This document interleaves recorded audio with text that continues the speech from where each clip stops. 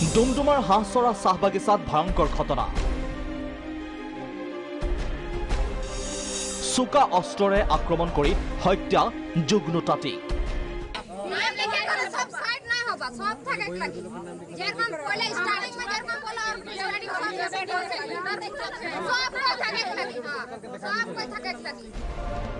Football খেলক লৈ ডুমডুমাৰ হাঁহচৰাত এক উত্তপ্ত পৰিস্থিতিৰ সৃষ্টি হয় দেওবাৰে নিশা।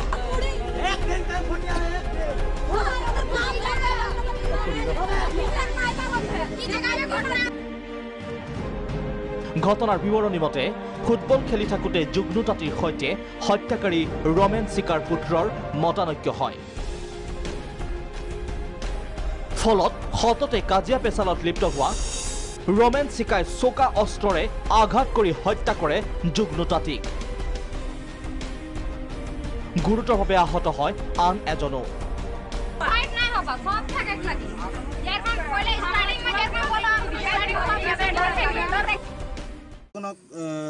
এইটোৱে পুনৰবাৰ অনুৰোধ জনাব বিচাৰিছোঁ যে তেওঁলোকে যাতে কোনো ধৰণৰ তেওঁলোকৰ তদন্তত তেওঁলোকৰ ৰিপৰ্টত কোনো ধৰণৰ যাতে গাফিলতি নকৰে। দুখীয়ে প্ৰত্যক্ষভাৱে ৰাইজে চাইছে। ঘটনাৰ পাছত নিজৰ ঘৰতো অগ্নিসংযোগ উন্মাদ ৰমেনৰ।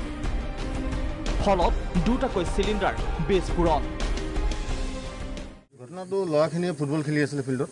তাৰ মাজত দুজন ল'ৰাৰ মাজত কাজিয়াৰ সূত্ৰপাত হ'ল। এই সূত্ৰপাত হৈ দুজন ল'ৰাৰ মাজত যিটো কাজিয়া হৈছিলে তাৰ মাজৰে এজন ল'ৰাৰ আমাৰ ৰমেন চিক্কা বুলি দেউতা আছিলে।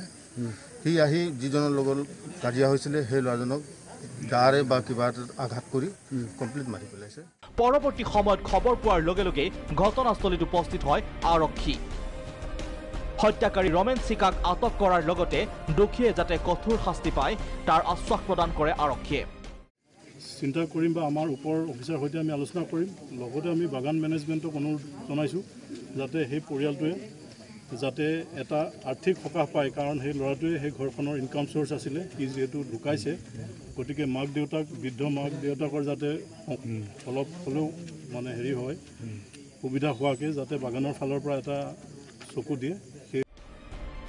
ডুমডুমাৰ পৰা সুজিত দেৱ, প্ৰাগ নিউজ।